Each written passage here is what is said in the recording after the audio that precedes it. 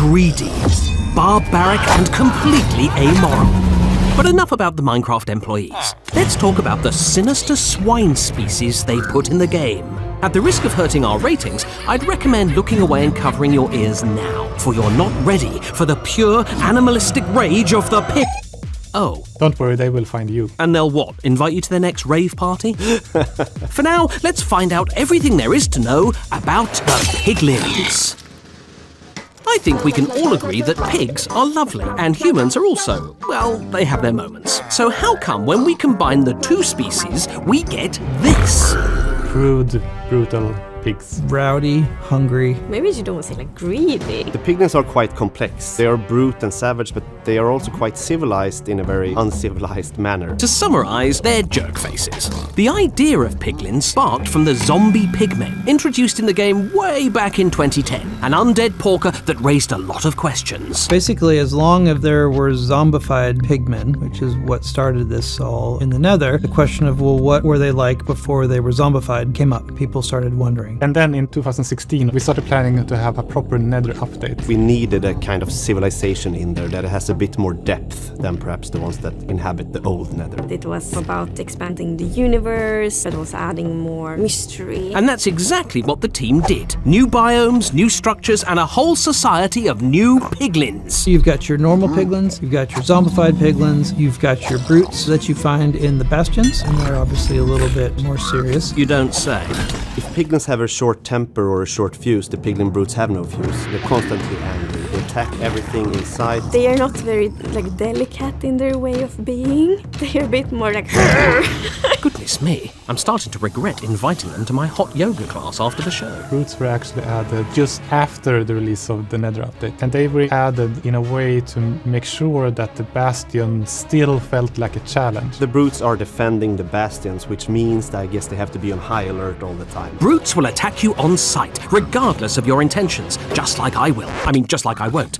Why don't you try and get along with some of the other piglins instead? The normal piglins, they will stop attacking you, they will accept you, if you're wearing anything of gold. Why, how shallow and utterly materialistic. Note to self, don't say that to their faces. Gold is fancy, gold is wealth, and gold is sometimes power. And in the Nether, you need power to stay alive. So we introduced gold bartering, a more abrasive version of the trading you do in villages. And if you're wondering what abrasive means, well, I'm afraid I don't know. Sorry. It was important for us that it wasn't same as trading, because the piglin's personality isn't really that you have like a nice conversation, like, oh, can I get this for 2 emeralds? Like, no, that's not really their style. Bartering couldn't be simpler, which is good because it's my job to explain it, and I couldn't be simpler either. You simply offer your gold to piglins by, well, throwing it at them. Then said piglin picks up the gold, stares at it, how riveting, and then gives you something in return. Sometimes something very useful, like enchanted books, potions, and even ender pearls. But other times... You might not always get what you're looking for, that's for sure. The piglins' rules are there, and you have to adapt to them. They won't adapt to the players. I gave the piglins my entire life savings, and in return all I got was soul sand.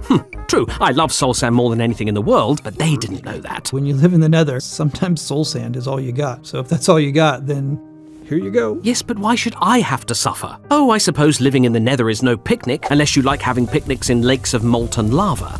Despite the hostile conditions, piglins have done an admirable job of building a society here. But hang on, did they build all these structures, or just take them over? The devs did tell me, but I didn't think you'd be interested, viewers, so I threw their answer away. You're welcome. At least we can say that piglins have been in the Nether for a really long time, and there might have been times in the past where they were a stronger civilization. Trying to think like a piglin, I wouldn't care if I built this structure or if someone else has taken over it. As long as I understand this is mine to protect, I will protect. Surviving in the Nether isn't easy. It's an environment even more hostile than the comments section on my hot yoga videos. Piglins, however, seem to have survived by hunting hoglins for food and leather. We think about items based on the environment that the mobs live in. For instance, the desert villagers have a lot of green because they get the green dye from the cactus. And for the piglins, most of their clothes are meant to look like they're made from leather, and leather you get from the hoglins. Hunting can of course be savage and brutal, so we toned it down with some dancing. Wait, seriously? It's also funny to watch piglins like from a nature perspective. If you zoom out and just watch them, how the flock sort of of hunt the hoglins, and then when they kill it for food, they do a little, you know, victory dance. But if they're outnumbered by the hoglins will hunt them.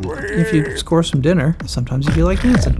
It's not the most important thing, but I just am extra fond of the floppy ears. The work on the piglin started in the work with legends. And in legends, all the mobs are a little bit more chibi, you know, shorter, big heads. And they added the floppy ears, super cute. We did talk about letting hoglins have a dance too. I think we did prototypes for it. When the hoglins outnumber piglins and kill them, it didn't end up in the game. I wonder why.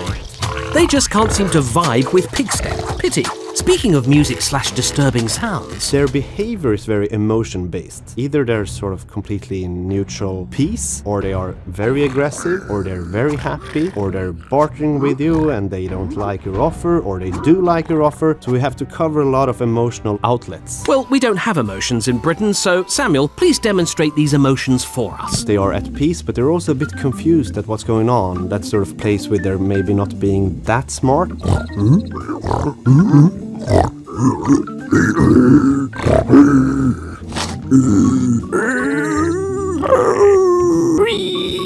Well, after all that, now you're hopefully a piglin expert. And remember, never hit a zombified piglin unless you fancy hanging out with the "you died" scream.